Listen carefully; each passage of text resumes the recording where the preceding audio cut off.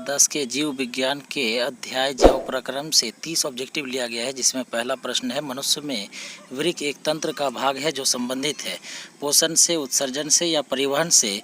तो इसका उत्तर होगा उत्सर्जन से। फिर अगला प्रश्न देखते हैं जो है पादप में जाइलम उत्तरदायी है जल के वहन के लिए, भोजन के वहन के लिए, ऑक्सीजन के वहन के लिए। इसका उत्तर होगा जल के वहन के लिए।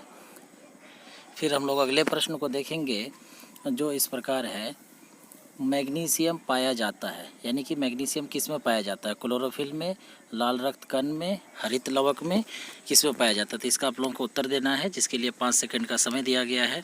तो इसका उत्तर होगा क्लोरोफिल में।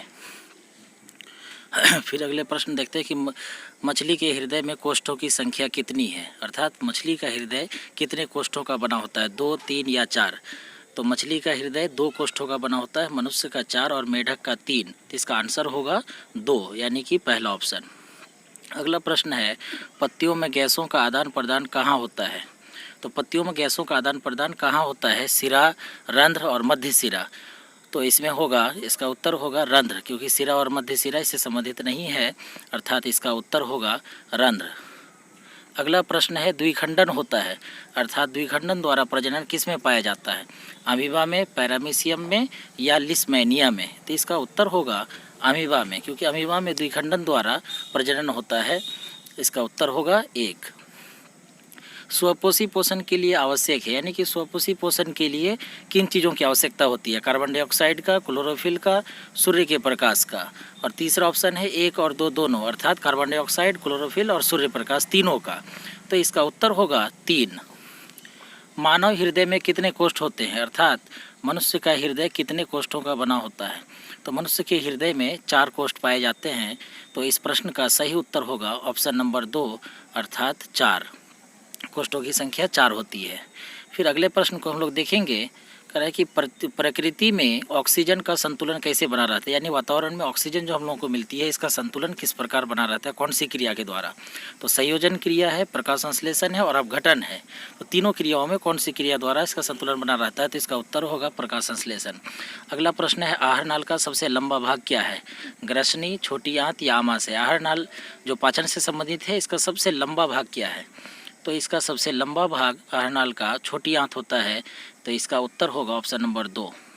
मनुष्य का हृदय प्रति मिनट कितनी बार धड़कता है, यानी कि हमारा हृदय प्रति मिनट कितनी बार धड़कता है? तो इसका उत्तर होगा 60, 120 या 72। तो इसका सही उत्तर है 72, यानी कि 1 मिनट में लगभग 70 से 72 बार हमारा हृदय धड़कता है। मस्तिष्क उत्तरदायी है, अर्थात मस्तिष्क किन कार्यों के लिए उत्तरदायी है? मस्तिष्क की जिम्मेदारी क्या है, वो कौन सा काम करता है? सोचने के लिए, हृदय स्पंदन के लिए, शरीर का संतुलन बनाने के लिए। तो ये तीनों काम के लिए होता है, अर्थात इसका उत्तर होगा ऑप्शन नंबर 3, यानी कि सोचने के लिए, हृदय स्पंदन के लिए और शरीर का संतुलन बनाने के लिए। मनुष्य में सांस लेने और छोड़ने की क्रिया को क्या कहते हैं, अर्थात सांस लेना और छोड़ना, इन दोनों क्रियाओं के सम्मिलित रूप को क्या कहते हैं? श्वसन, श्वासोच्छ्वास या निःश्वासन? तो इसका उत्तर होगा श्वासोच्छ्वास। श्वासोच्छ्वास का अर्थ होता है सांस लेना और छोड़ना, दोनों का सम्मिलित क्रिया। फिर अगला प्रश्न देखते हैं किसकी उपस्थिति के कारण रक्त लाल दिखता है, अर्थात रक्त का लाल होना यह किसके कारण से होता है? फाइब्रिन के कारण से या थ्रोम्बिन के कारण से या हीमोग्लोबिन के कारण से? तो मनुष्य का हमारे रक्त का लाल होना यह डिपेंड करता है हीमोग्लोबिन पर। ईसीजी का पूरा नाम क्या है? जी हाँ, ईसीजी का क्या पूरा नाम है? इलेक्ट्रिक कार्डियोग्राम, इलेक्ट्रोकार्डियोग्राम या इलेक्ट्रोकॉर्पोरेशन ग्राम? तो इसका सही उत्तर होगा इलेक्ट्रोकार्डियोग्राम, अर्थात ऑप्शन नंबर 2 इसका सही उत्तर है। अब हम लोग अगले प्रश्न की ओर बढ़ते हैं। पौधों में वाष्पोत्सर्जन किस भाग से होता है, यानी कि पौधों में जो वाष्पोत्सर्जन की क्रिया होती है यह किस भाग में होता है, यानी पौधे के किस अंग में होता है? जड़ में, तना में या पत्ती में? तो इसका सही उत्तर होगा पत्ती में, अर्थात पौधों में वाष्पोत्सर्जन की क्रिया पत्ती से होती है। हरे पौधे कहलाते हैं, अर्थात जो जितने भी हरे पौधे हैं उनको हम लोग क्या कहेंगे, उसको किस वर्ग में रखा गया है? उत्पादक में, अपघटक में या उपभोक्ता में? तो इसका सही उत्तर होगा उत्पादक में, क्योंकि पौधे क्या होते हैं? उत्पादक होते हैं, इसीलिए इसको उत्पादक की श्रेणी में रखा गया, अर्थात इसका उत्तर होगा 1। शुद्ध रक्त का प्रवाह होता है, यानी कि शुद्ध रक्त हमारे शरीर में शुद्ध रक्त का प्रवाह किन के माध्यम से होता है, धमनियों के माध्यम से, सिराओं के माध्यम से या नीले में।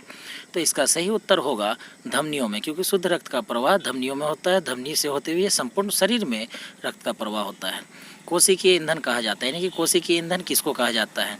कोशिकीय ईंधन हम लोग वसा को कहते हैं, प्रोटीन को कहते हैं या ग्लूकोज को कहते हैं। तो कोशिकीय ईंधन कहा जाता है ग्लूकोज को। तो इसका ऑप्शन नंबर 3 सही होगा, अर्थात कोशिकीय ईंधन का अर्थ है ग्लूकोज। रेजिन किस पौधे का उत्सर्जी पदार्थ है? अर्थात रेजिन कौन से पौधे से प्राप्त होता है, किस पौधे का उत्सर्जी पदार्थ है रेजिन? बाबुल के पौधे का, कनेर के पौधे का या चीड़ के पौधे का?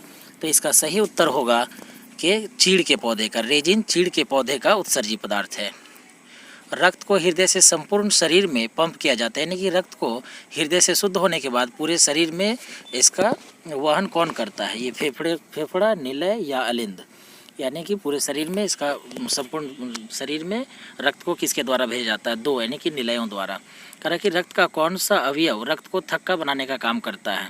लाल रक्त कोशिकाएं यानी कि आरबीसी, श्वेत रक्त कोशिकाएं यानी कि डब्ल्यूबीसी या प्लेटलेट्स। जी हाँ, जब कहीं पर कट जाता है या कुछ हो जाता है घाव, तो घायल को रक्त बंद करने के लिए उसका थक्का कौन करता है? तो इसका आंसर होगा प्लेटलेट्स।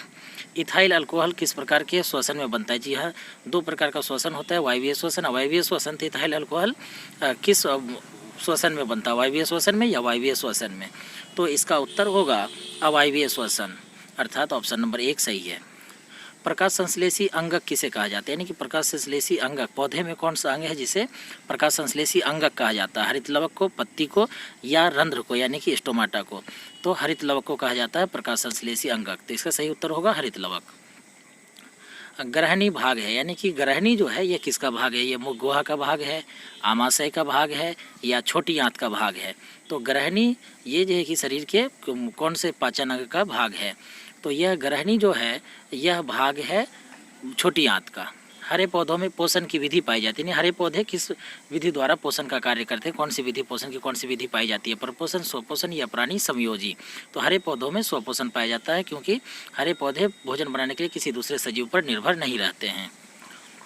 लार में कौन सा एंजाइम पाया जाता है? अर्थात जो मनुष्य के मुंह में जो लार बनता है, जो भोजन को चिपचिपा बनाता है, तो उसमें कौन सा एंजाइम पाया जाता है? माल्टेज, एमाइलेज या लाइपेज? कौन सा भोजन को जो है कि चिपचिपा बनाने के लिए कौन सा एंजाइम पाया जाता है? तो यानी लार में कौन सा एंजाइम पाया जाता है? इसका उत्तर होगा 2, एमाइलेज। अमीबा में भोजन का अंतर्ग्रहण कैसे होता है?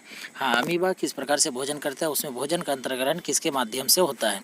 कूटपात के माध्यम से या परिवहन के माध्यम से या भोजन राजधानी के माध्यम से? तो अमीबा में भोजन का अंतर्ग्रहण जो होता है वह कूटपात के माध्यम से होता है। अवायवीय श्वसन की पूरी प्रक्रिया कहाँ पूरी होती है? अर्थात अवायवीय श्वसन जो है वो कौन से अंग में पूरा होता है, वो क्रिया कहाँ पे संपन्न होती है? माइटोकॉन्ड्रिया में, कोशिका द्रव्य में या कोशिका झिल्ली में? तो अवायवीय श्वसन की जो पूरी प्रक्रिया होती है यह कोशिका द्रव्य में होती है। अब अगला क्वेश्चन है कि मनुष्य में पाचन क्रिया कहाँ आरंभ होती है? यानी कि पाचन क्रिया जो है मनुष्य के शरीर में कहाँ से आरंभ होता है? मुख गुहा से, आमाशय से या छोटी आंत से? तो पाचन की क्रिया जो है ये हमारे मुख से ही शुरू हो जाता है, अर्थात इसका ऑप्शन नंबर 1 सही है, यानी कि इसका उत्तर होगा मुख।